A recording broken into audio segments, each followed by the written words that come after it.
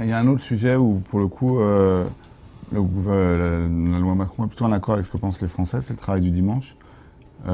où 62-63% des Français sont plutôt favorables. À partir du moment où le texte prévoit des garde-fous, pourquoi est-ce que c'est si tabou?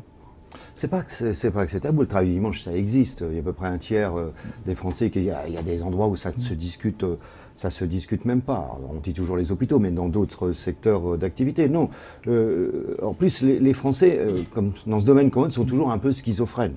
Hein, soi-même, on peut être schizophrène en la matière. On aimerait bien pouvoir faire ses courses le dimanche, mais si on les fait, c'est qu'on travaille pas nous-mêmes. Hein, et on n'aimerait pas travailler le dimanche. Donc c'est toujours Oui, assez. d'ailleurs, certains sondages cités disent que les Français sont plutôt favorables au travail le dimanche, Mais pas mais pour ne eux. sont pas favorables à travailler le dimanche. Voilà, pas pour eux. Donc voilà, et donc il y a un petit côté schizophrène. Bon, ceci étant, ce qui est dangereux, c'est ce que j'appelle la banalisation du travail du dimanche, hein, parce que là, on a des zones de flou. Si vous prenez la zone touristique internationale, c'est quoi exactement? Comment on la définit?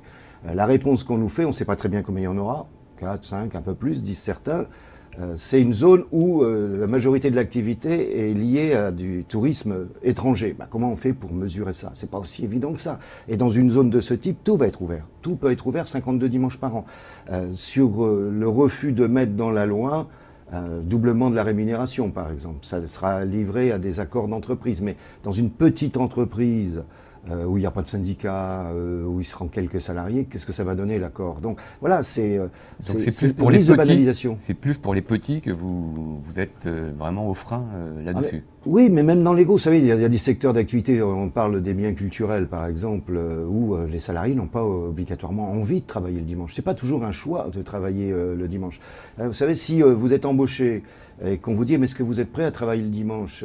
Si vous dites, bah non, je suis pas prêt à travailler le dimanche, bah, vous risquez de ne pas être embauché. On vous dira pas que c'est pour ça, bien entendu. Absolument, mais le tourisme pèse beaucoup dans le PIB Mm. français. Je crois que c'est 16%, c'est quand même très important. Le fait d'avoir effectivement des zones sans commerce et pour les étrangers, c'est quand même un problème aussi.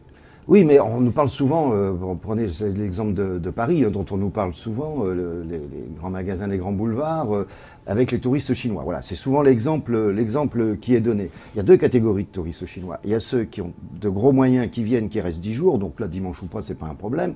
Après, il y a ceux qui font tour opérateur 2 jours à Paris, 2 jours à Londres, etc. Bon, bah, il suffit de discuter un moment avec les tour opérateurs, qu'ils aillent au musée le dimanche et quand il est ouvert, parce qu'ils ne sont pas tous ouverts, et le samedi dans les magasins. Voilà. C'est ce risque de banalisation. Quand ce sera banalisé, il ne sera pas payé plus le dimanche. Hein. Et puis en même temps, bon, c'est la tradition dans le pays, c'est le dimanche. Hein.